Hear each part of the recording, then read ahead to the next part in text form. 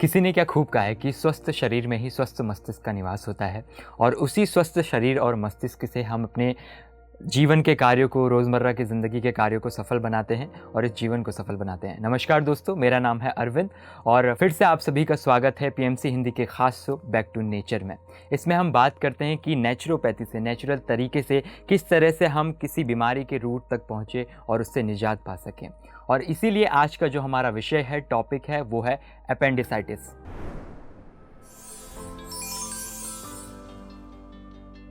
और आज हमारे स्टूडियो में ख़ास मेहमान जुड़े हैं। उनका नाम है डॉक्टर विनोद कश्यप। आपको सर के बारे में बता दूं कि sir national institute of holistic Medicare के चेयरमैन हैं, साथ ही नेचुरोपैथ पंचकर्मा हॉस्पिटल के सहजानंद वेलनेस के सीईओ भी हैं। तो चलिए स्वागत करते हैं सर का। सर स्वागत है आपका। धन्यवाद, नमस्कार। सर सबसे पहले मैं ये आपसे जानना चाहूँगा कि अपेंडिसाइटिस है क्या और क्यों हमारी जनता के लिए उसके बारे में जागरूकता लाना या उनके बारे में पता होना क्यों ज़रूरी है? देखिए, अपेंडिसाइटिस जो है ये एक प्रकार का इन्फेक्शन होता है। तो अब अपेंडिसाइटिस, पहले तो अपेंडिक्स जान लीजिए, अपेंडिक्स क्या है। हमारी जो बड़ी आंत है उसके जहाँ बड़ी आंत के बाद छोटी आंत जुड़ी होती है, उसके नीचे एक फिंगर जैसे छोटा सा एक ऑर्गन निकला होता है, उसको हम बोलते हैं अपेंडिक्स। ठीक है। अब वो जो अपेंडिक्स है वो बहुत ज़रूरी है, क्योंकि ऐसा बोला जाता है कि अपेंडिक्स का यूज़ नहीं है। ऐसा तो नहीं है कि यूज़ नहीं, हमारे बॉडी में जो भी ऑर्गन है भगवान ने लगाया है तो कुछ ना किसी कारण से लगाया होगा। अपेंडिक्स के बारे में अब धारणा बन रही है कि अपेंडिक्स यदि है तो आपकी बॉडी की इम्यूनिटी अच्छी रहती है। ठीक है। लेकिन जब उस अपेंडिक्स में, यानी आपके जो उस ऑर्गन में कोई भी गंदा पार्टिकल यानी कुछ भी चला जाता है तो उसमें जब वो सड़ता है, फैलता है, तो उसमें बन जाता है इन्फेक्शन। उसके कारण वो फैल जाती है, कभी कभी उसमें ट्यूमर भी हो जाता है और इसलिए उसको बोलते हैं अपेंडिसाइटिस। यानी उसमें इन्फ्लेमेशन हो गया, स्वेलिंग आ गई या पस पड़ गया, उसको बोलते हैं अपेंडिसाइटिस। और इसलिए इसको अपेंडिसाइटिस बोला गया। और ज़्यादातर इन केस के अंदर मॉडर्न मेडिसिन में ऑपरेशन करना पड़ता है। सर इसका बात कर लेते हैं कॉमन सिम्टम्स पे। अगर किसी व्यक्ति को ये बीमारी है, ये रोग है, तो इसके कॉमन सिम्टम्स क्या हैं?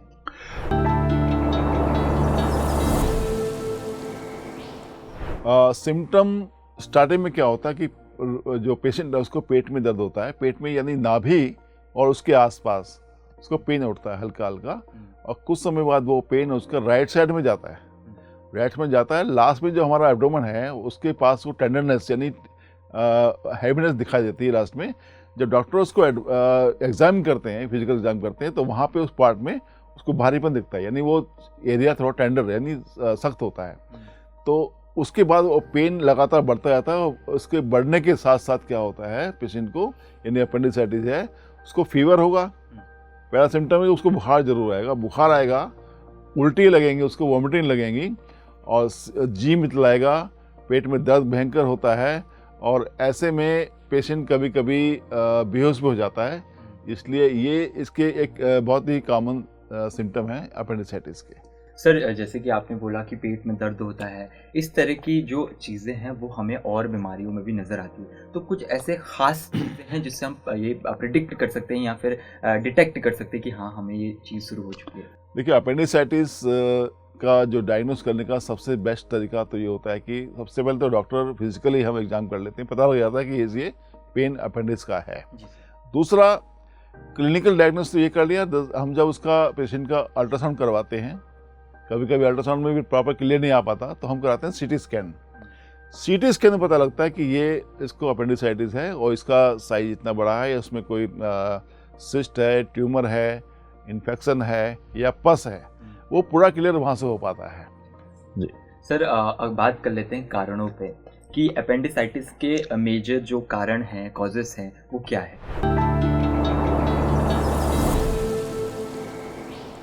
इसके कारण बहुत सारे हैं।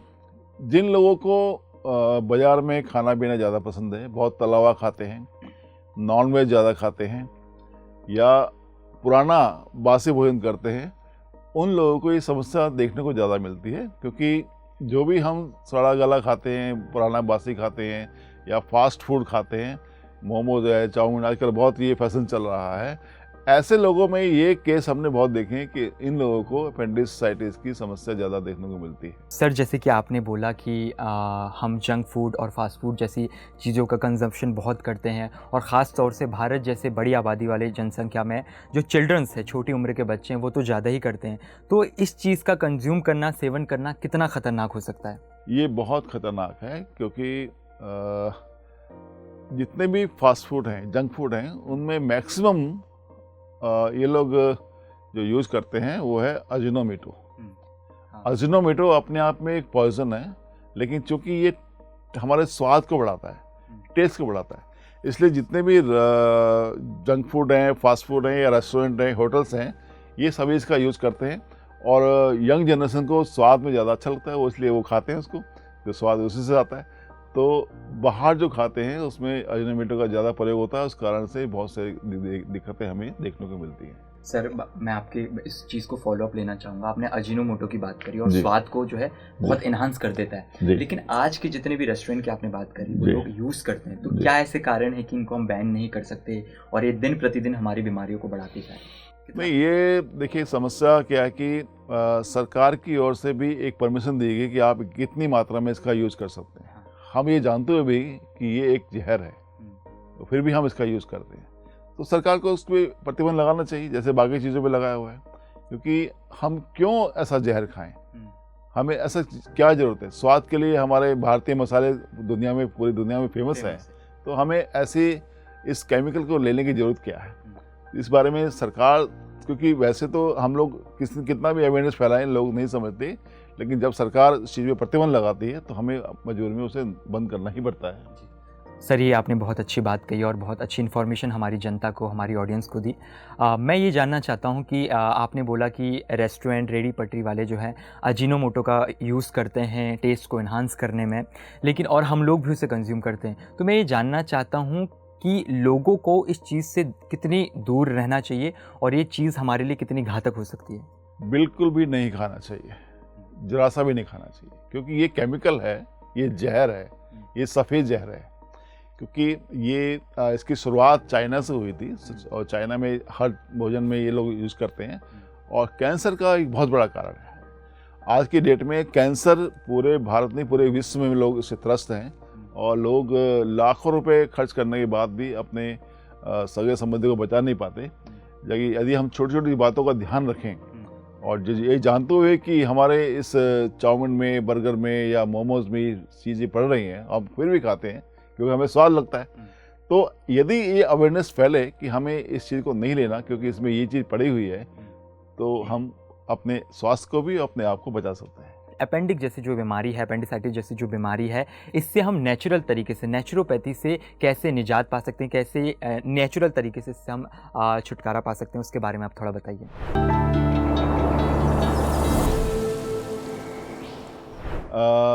अपेंडिसाइटिस के लिए नेचुरोपैथी में बहुत अच्छे उपाय हैं। ठीक है, सबसे पहले तो यदि पेशेंट को दर्द उठ रहा है, लेकिन ट्रीटमेंट से पहले डायग्नोसिस प्रॉपर होना चाहिए। हमें पता है कि यदि हमने सीटी करा लिया या अल्ट्रासाउंड करा लिया, हमें पता है कि इसके अपेंडिक्स में जो सिस्ट हो गया है या पस पड़ गया है, तो उसमें उस समय कोई भी रिस्क लेना ठीक नहीं होता। वहाँ पे आपको एलोपैथी का, सर्जरी का सहारा लेना चाहिए डॉक्टर की सलाह से। लेकिन लगता है कि सीटी और सीटी स्कैन कराया या अल्ट्रासाउंड कराया और वहाँ पे ऐसा कुछ नहीं है, कोई सिस्ट नहीं है, कोई बहुत बड़ा इन्फेक्शन नहीं है, पस नहीं पड़ा हुआ है, केवल हल्का सा इन्फ्लेमेशन है, केवल इन्फ्लेमेशन है या स्वेलिंग है, तो वो नेचुरोपैथी में आप ठीक कर सकते हैं। कैसे कर सकते हैं? उसके लिए आपको करना पड़ता है ठंडी और गर्म सिकाई, हॉट एंड कोल्ड फॉर्मेटेशन करना पड़ता है सबसे पहले। जब ऐसा करेंगे तो वो धीरे धीरे उसको स्वेलिंग कम होनी शुरू होती है। और उससे पहले, यानी सबसे पहले का जो काम होता है वो हमारा है भोजन। पेशेंट को तुरंत जितने भी उसका आहार है यानी भोजन है, उसको आप तुरंत बंद कर दीजिए। उसको केवल सूप पे और जूस पे रखिए। पहले 2 दिन कम से कम उसको जूस दीजिए, 2 दिन के बाद सूप पे, उसके बाद खिचड़ी पे, खिचड़ी दलिया पे रखिए, उसके बाद भोजन पे लाइए धीरे धीरे बढ़ा के। यदि ऐसा करते हैं तो अगले 5-7 दिन में ही आप देखेंगे कि जो अपेंडिक्स है वो अपने वापस नॉर्मल पोजीशन में आना शुरू हो जाता है। क्योंकि ये समस्या अपेंडिक्स की केवल ये नहीं कि किसी कारण से हुई है। कारण यही कि हमारा भोजन सही नहीं है, हमारा दिनचर्या सही नहीं है। हम रात में भी खा रहे हैं, सुबह भी खा रहे हैं, मैक्सिमम चाय ले रहे हैं, कॉफ़ी ले रहे हैं और फ्राइड चीज़ खा रहे हैं। यदि इसको बंद करते करेंगे और नेचुरोपैथी में हॉट एंड कोल्ड फॉर्मेटेशन आहार को कंट्रोल करते हैं तो ये ठीक होना शुरू हो जाता है। और इसमें एक चीज़ का और हम यूज़ कर सकते हैं। मैंने जैसे पहले बताया कि हल्दी का प्रयोग बहुत लाभदायक है इसके अंदर। हल्दी यानी कच्ची हल्दी को कद्दूकस करें, उसको बारीक पानी में बॉईल करें, उस पानी को दिन में 3 बार 4 बार पिलाएं, तो उसका जो अपेंडिक्स है उसमें जो इन्फेक्शन है या स्वेलिंग है वो धीरे धीरे कम होने शुरू हो जाती है। तो ये इसमें बहुत लाभदायक फ़ायदा करता है। सर अभी हम ऑफ द कैम कुछ ऐसी बातें कर रहे थे और कुछ आपने इंस्टेंसेस भी हमारे साथ, कुछ एक्सपीरियंस भी शेयर करे। आखिर आप बता रहे थे कि कभी कभी हमारा छोटा सा पेट दर्द होता है और हम डॉक्टर के पास जाते हैं। कुछ ऐसे केसेस हैं जहां अपेंडिक्स को काट दिया जाता है, मतलब कितना सही है, कितना गलत है और क्या ये है सर, उसके बारे में मैं जानना चाहता हूँ ऑन द कैमरा। ये विषय जो है थोड़ा सा कड़वा है, लेकिन मैं बोलना चाहूँगा। एक बहुत बड़ा स्कैम चल रहा है। पेशेंट रात में पेट दर्द हुआ और उसको हॉस्पिटल लेके गए। हॉस्पिटल यानी सरकारी में नहीं, प्राइवेट में लेके गए। कोई नर्सिंग होम है या बड़ा नामी ग्रामी हॉस्पिटल, वहाँ लेके जाते हैं पेशेंट को, क्योंकि पेशेंट तड़प रहा है दर्द के मारे। और जाते ही डॉक्टर फिजिकल एग्जाम करता है और कहता है इसको तो अपेंडिक्स है और ये तुरंत इसको ऑपरेशन करना पड़ेगा। जबकि तरीका ये होता है कि अपेंडिक्स यदि है, आपने डायग्नोस कर लिया फिजिकली कि हाँ इसका अपेंडिक्स है, आपको सबसे पहले इसको अल्ट्रासाउंड करना चाहिए। अल्ट्रासाउंड में क्लियर नहीं हो रहा तो आपको सीटी करना चाहिए। जब सीटी में क्लियर आ गया कि इसको इन्फेक्शन है, स्वेलिंग है, पस पड़ा हुआ है, तो तब आपको ऑपरेशन करना चाहिए। क्योंकि ये अपेंडिसाइटिस कोई छोटी मोटी चीज़ नहीं है। यदि इसमें खतरनाक पस पड़ गया, सिस्ट आ गया, इन्फेक्शन ज़्यादा हो गया, ये कभी भी फट सकता है। और यदि फट गया तो आप पेशेंट को बचा नहीं सकते। तो इसलिए डॉक्टर, मैं ये नहीं कह रहा कि सभी डॉक्टर ऐसे हैं या ऐसे नहीं हैं। जो डॉक्टर सही हैं वो सही सलाह देते हैं। अगर वास्तव में उसमें इन्फेक्शन है, पस पड़ा हुआ है और भयंकर पेट दर्द हो रहा है, उस अपेंडिक्स को फटने का डर है। यदि फट गया तो डेथ हो जाएगी पेशेंट की। उससे बचाव के लिए ऑपरेशन करना जरूरी है, करवाना भी चाहिए। लेकिन एक बहुत बड़ा स्कैम चल रहा है। लोग गए किसी कारण पेट दर्द के लिए और डॉक्टर ने केवल फिजिकल एग्जाम कर लिया, बोला कि इसको तो अपेंडिक्स है, कभी भी फट सकता है, आपको डराया, परिवार को डराया, अभी ऑपरेशन करना पड़ेगा वरना पेशेंट की जान चली जाएगी। और डर के मारे उनके सगे संबंधी बोलते हैं ठीक है जी डॉक्टर साहब जो करना आप करो। वो आप ओटी में ले आते हैं, ऑपरेशन कर देते हैं और अच्छे खासे अपेंडिक्स को बाहर निकाल देते हैं। वो कहते हैं अपेंडिक्स किसी काम का नहीं है, ये तो किसी काम नहीं आता। यदि किसी काम नहीं आता तो भगवान ने लगाया क्यों शरीर के अंदर? हमारे हर अंग में, हर जो जितना भी शरीर में अंग है, सबका कोई ना कोई रोल है ना। इसलिए अपेंडिक्स को, जबकि आप जो रिसर्च निकल के आई है वो ये निकल के आई है, अपेंडिक्स हमारी बॉडी की इम्यूनिटी को बहुत बढ़ाता है। इसलिए कोई भी चीज़ बेकार नहीं है शरीर में। भगवान ने हमारे शरीर में हर अंग प्रत्यंग सोच समझ कर लगाई है। सर आपने अपेंडिसाइटिस के बारे में हमारे साथ इतनी बातचीत करी। मैं चाहता हूं कि अगर कोई हमारी जनता, जो लोग हैं, किसी व्यक्ति को अगर ये बीमारी हो तो इसको अगर शुरुआती दौर पे कैसे नेचुरल तरीके से, नेचुरोपैथी से कैसे ठीक करा जाए, उसके बारे में आप थोड़ी जानकारी देंगे? उसमें देखिए ठंडा गर्म सिकाई करनी है उसको। पेशेंट को फास्टिंग बोलते हैं, उपवास रखवाएं उसको आप सॉलिड फूड ना दें खाने के लिए। स्टार्टिंग में फ्रूट जूस दे दें, बाद में उसको सूप दे दें, फिर उसको सेमी सॉलिड पे लाएं और फिर उसको नॉर्मल खाने पे लाएं। और नॉर्मल खाने में आप कोशिश करें पेशेंट कम से कम 1.5-2 महीने तक उसको मिर्च नहीं देना, उसको नमक नहीं देना, तला हुआ ऑयल नहीं खिलाना उसको। और जो चपाती बनाते हैं हम लोग, चपाती ज़्यादातर हम लोग गेहूं का यूज़ करते हैं, तो गेहूं उसको बंद करें 2 महीने 3 महीने के लिए। बाकी और दूसरे ऑप्शन हैं, रागी है, जौ है, ज्वार है, बाजरा है, इसका यूज़ करें तो पेशेंट नॉर्मल होता चला जाएगा। और इसमें कोई ऐसा नहीं कि हम उसको योग कराएं, ऐसा कुछ नहीं है। योग और इसमें प्राणायाम का कोई ऐसा उसमें रोल नहीं है, क्योंकि ये एक हमारे ऑर्गन से संबंधित है। तो जितना हम अपने डाइजेस्टिव सिस्टम को रेस्ट देंगे उतना जल्दी उसका क्योर होगा। जब भी सर हम अपेंडिसाइटिस के बारे में, इस चीज़ के बारे में, इंस्टेंसेस के बारे में हम शेयर करें तो आप खान पान पे ज़्यादा तवज्जो दे रहे हैं। तो मैं चाहूँगा कि अगर आज की जो जनता है जिनको ये बीमारी नहीं भी है तो उनको अपनी रोज़मर्रा की ज़िंदगी में किस तरह का खान पान रखना चाहिए और क्या फूड डाइट है जो कंज्यूम करनी चाहिए अपनी डेली लाइफस्टाइल में भी, और जब ये प्रॉब्लम हो जाए तब भी? खान पान देखिए, जो सिस्टम हमारा है, जब सूर्य उगता है और जब सूर्य पूरे प्रचंड होता है यानी दोपहर, और शाम को ढलता है, ये 3 समय ऐसे हैं जो आपके खाने को कंट्रोल करते हैं। और यदि आप उसके हिसाब से चलते हैं तो आपका शरीर जीवन भर स्वस्थ रह सकता है। सुबह जब उठें, आपके जो ब्रेकफास्ट यानी नाश्ता रहता है वो आपका होना चाहिए स्प्राउट्स है या फ्रूट्स है, मैक्सिमम फ्रूट्स एंड स्प्राउट्स। दिन का भोजन आप प्रॉपर ले सकते हैं, जिसमें दाल चावल सब्जी रोटी दही जो लेना चाहें और ले सकते हैं, लेकिन आपके भोजन से पहले आपको मैक्सिमम सलाद का यूज़ करना चाहिए। सलाद लेने के बाद भोजन शुरू करना चाहिए आपको। और जो हम कई लोग देखा गया कि भोजन के साथ में पानी का गिलास लेके बैठते हैं, 2-3 कोर खाए पानी पीते हैं, ऐसा वो सही नहीं है। तो भोजन से पहले लगभग आधा घंटे पहले पानी पिएं, उसके बाद साथ में पानी ना पिएं, और भोजन करने के आधे घंटे पौने घंटे बाद पानी पिएं।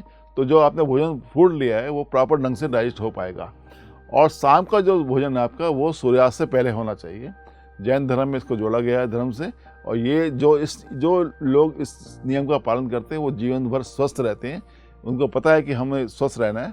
यदि फिर भी भूख लगती है रात में तो आपके लिए बहुत सारे आइटम है खाने के लिए, जैसे आप सूप ले सकते हैं, आप कुछ हल्का, यदि जो जिनका समय ऐसा है कि वो शाम को नहीं खा सकते, लेट नाइट आते हैं, तो लेट नाइट तो भोजन करना नहीं चाहिए, लेकिन फिर भी लगता है कि भूख लग रही है तो आपके पास और ऑप्शन है, जैसे ज्वार है, ज्वार की खिचड़ी बना के ले सकते हैं। ऐसे कुछ आइटम लें ताकि आपको पेट भी भर जाए और नुकसान भी नहीं करे। सर, आपने एक ये इन्फॉर्मेशन तो दे दी कि अपेंडिसाइटिस जैसी बीमारी में योगा का, मेडिटेशन का इतना रोल नहीं होता, लेकिन और क्या प्रिकॉशन है हमारी जनता ले सकती है ताकि इस बीमारी से दूर रहे या निजात पा सके? देखिए, रेगुलर हमारे पास 24 घंटे होते हैं समय।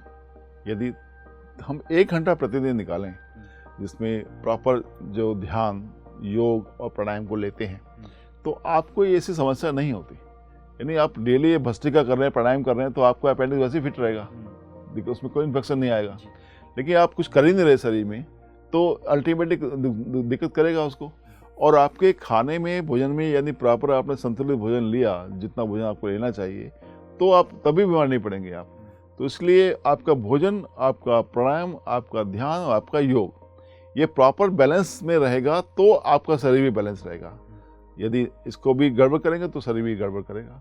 सर, जो आज का युग है, आज की जो जनरेशन है, वो कहीं ना कहीं बीमारी का घर बनते जा रहे हैं, और कहीं ना कहीं ये हेल्थ, हर किसी की छोटी छोटी जो बीमारियों का जो हमारा शरीर है वो घर बनता जा रहा है। क्या ऐसी चीज़ें हैं अपनी लाइफस्टाइल में, हम दिनचर्या में, जीवनचर्या में बदल सकते हैं कि हम इन जैसी बीमारियों से दूर हो सके? और क्या सर?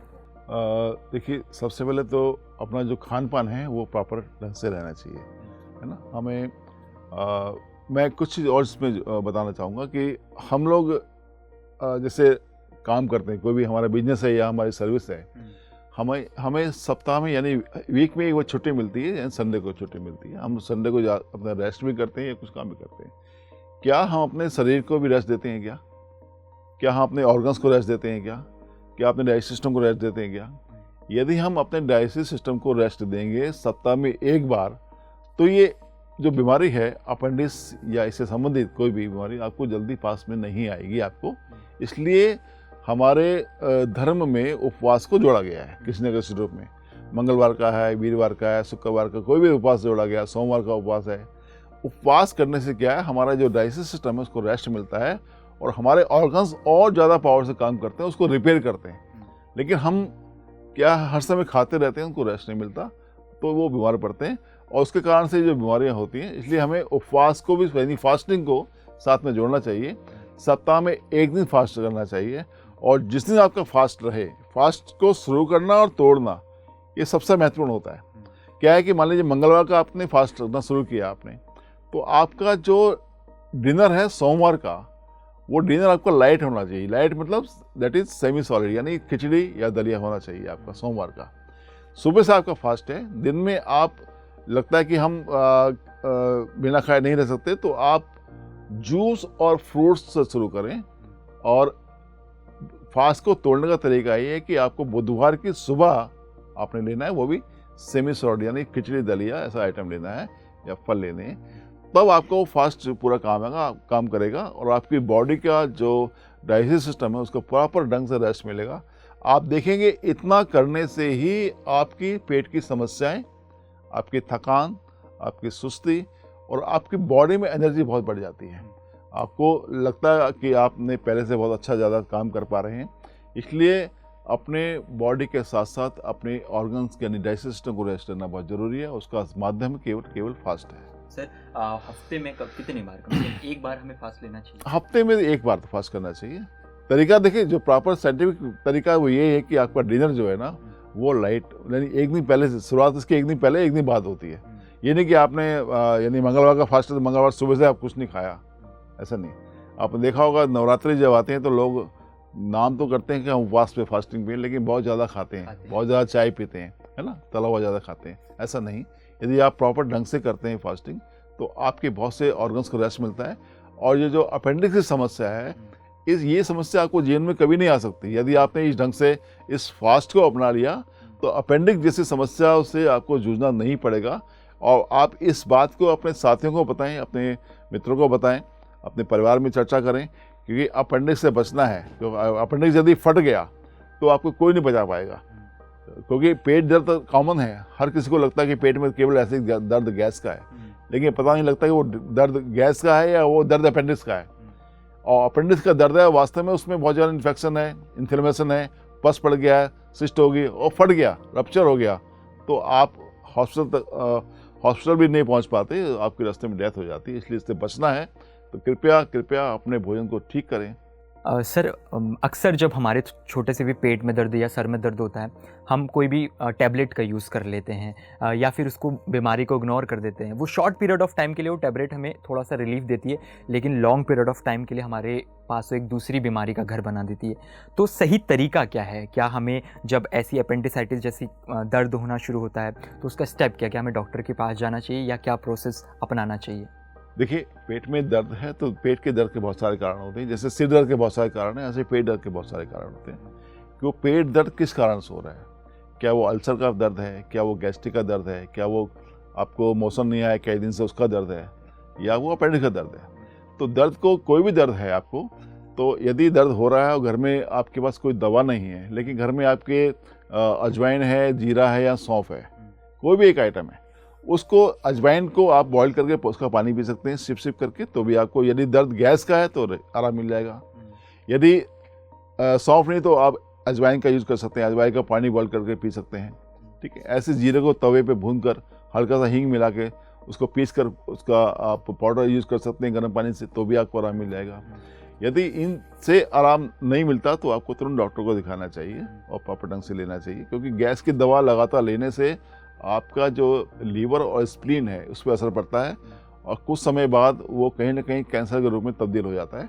इसलिए लगातार कई लोग देखा है कि कुछ भी गैस है, पेट में दर्द हो रहा है या पेट में जलन हो रही है, तो ऐसे बहुत सी दवाइयाँ केमिस्ट से आराम से मिल जाती हैं। लोग डेली उसको खाते हैं कि मुझे गैस बनती है, वो डेली खाते हैं बिना उसकी सलाह के। वो लेना ठीक नहीं है। सर आपने इतनी सारी चीज़ों के बारे में बताया, लेकिन मैं जानता हूँ कि जैसे कि कई लोग, अगर हम माइग्रेन जैसी बीमारियों का बात करते हैं तो कोई किसी को 24 घंटे में कभी ना कभी हो जाता है, किसी को, जैसे कि मेरी मदर है, उनको एक हफ्ते में एक बार ज़रूर वो माइग्रेन का पेन होता है। क्या ये जो अपेंडिसाइटिस का जो प्रॉब्लम है, इसका भी कोई दर्द का ड्यूरेशन है या फिर ये कभी भी हो सकता है? नहीं, अपेंडिक्स होगा वो अचानक होता है। अच्छा, हाँ, एक बार ही होगा, आप गए डॉक्टर को दिखाया, पेन किलर लिया, आराम मिल जाएगा, फिर दोबारा हो सकता है वो। यदि प्रॉपर ढंग से डायग्नोस नहीं किया, डायग्नोस बहुत ज़रूरी है।